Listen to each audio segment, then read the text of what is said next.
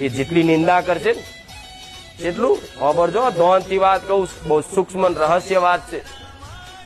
નિંદા માણસો કરતા હોય, તમારું ખોટું બોલતા હોય, ગમે તે તમે ભક્તિ કરો એટલે તૂટી જ પડે દુનિયા.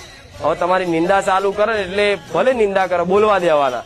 તમારા મનથી એવું વિચારવાનું કે આ મારા પાપ ધોવો છે. અડધા પાપ તો તમને હું દોવડાવી જ નાખું છું કે ભાઈ પૂન દાન કરજો, હારો ભાવ રાખજો, પશુ પક્ષીઓ મૂંગા જાનવરને ખવડાવજો, સેવા કરજો, કોઈ વડીલની ઉંમર લાયકની સેવા કરજો, તમારા મા બાપની સેવા કરજો.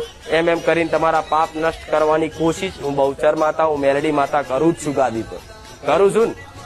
પણ એમાંય પાછું તમારી કોઈક નિંદા, તમે સારું કાર્ય કરો છો, તમે પુનદાન કરો છો, કોઈ ધર્મનું કાર્ય કરો છો, છતાંય કોઈ માણસો તમારી નિંદા કરે તો એ તે તમારું પાપ ધોવામાં ભાગીદાર બન્યા છે, તમારા મદદરૂપ થયા છે. ભલે તમને જોવાથી એ વિરોધી લાગતો, એની દ્રષ્ટિએ તમને વિરોધી માનતો, પણ એ તમારું ભારું જ કરે છે.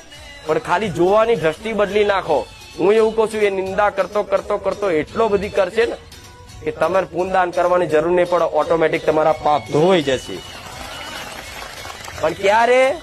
જ્યારે એ વ્યક્તિ, એ માણસો બોલતા હોય ને, જ્યારે તમે સહન કરી અને આ કાને ત્યાં આંબરી ના કાને કાઢી નાખો અને તમે તમારી હાથીની મસ્તી હેડો ને, એને કેતા હાથી હેડે જાય ને કૂતરા આ કહેવત છે ને, આ તો તમારા હાથીની જેમ હાલક ડોલક હેડવાનું, બસ એ રાખે, બોલી રાખે, એ તમારા પાપ જ ધોવે છે. તો પાસે એના આભાર માનતું જાઓ ને કે આભાર તો આટલી મદદ કરે છે.